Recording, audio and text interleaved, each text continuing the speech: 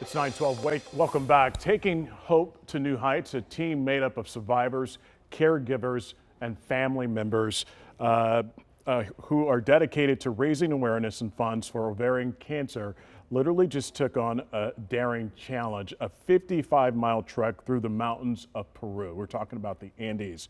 And one of them is joining me this morning to talk a little more about that, to share her incredible journey.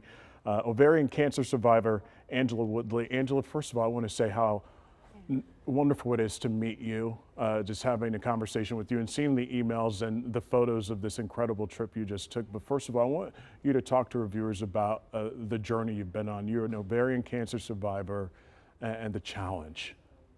Well, the challenge, as you said, was over 50 miles in the Andean mountains. There were 20 of us, 8 survivors, and the remaining were family members, loved ones, advocates. We even had an oncologist with us who awesome. treats ovarian cancer. Yeah.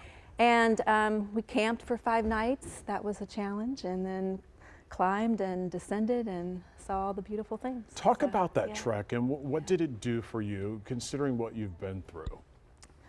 Well, I think one of the main things that it does is when you're going through cancer, sometimes it's hard to walk, it's hard to climb stairs, it's hard to get from the parking lot to the doctor's office. Yeah, I can imagine. So to move from that to get well and then to be able to complete a challenge like this, it's we want to bring hope to people. That there's a tomorrow. Yeah, for real, that's so important. How did you prepare physically and mentally for something like this? Physically, did a lot of conditioning, a lot of stairs with a heavy backpack, and mentally just saying, you know, you got to get through it, you got to do it. Yeah. So, yeah. So I had a chance to look at your photos, and we're showing some of them as we talk with you this morning. You're wearing this beautiful teal color. Team Teal, make a difference with your miles. Talk about that organization and the members that were with you. Okay, well, the National Ovarian Cancer Coalition, or the NOCC, is an organization that began in 1991. And so they've had lots of opportunities to provide research and peer support, financial support, care boxes, lots of different things like that. And so our group was, again, 8 survivors of cancer, of ovarian cancer. Each one with a different story. Each one with a different story, because there's many different types of ovarian cancer. Mm-hmm. Yeah. Talk about if there is some similarity between doing this trek in the Andes and fighting the battle with ovarian cancer. Well, the trek through the Andes, I should mention, has high altitude. So we were at times over 17,000 feet.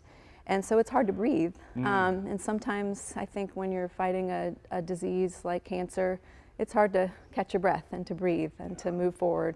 And that's what we were doing the whole time. So, if there are folks watching out here right now who are going through the battle, what kind of encouragement would you give to them and say to them and those who are caregivers with them? I would just say keep putting one foot in front of the other, move forward. If you need to take a break and lean on people, just do that, and that'll get you through, you know. Yeah, so, and the community is also a big part of it as well. Yes, yes. And if you were to do this again, what do you take away from this if you never go back? What do I take away? Because you mentioned to me you have a lot of pictures. A lot of pictures. I would say enjoy the moments, you know. Even in the midst of the struggle, there are things to enjoy. The scenes were breathtaking: Glacier Lakes, the mountains, the animals, the alpacas. Yeah, I saw the alpacas. The llamas. Yeah, those they were look fun. Yeah. None of them sped, did they?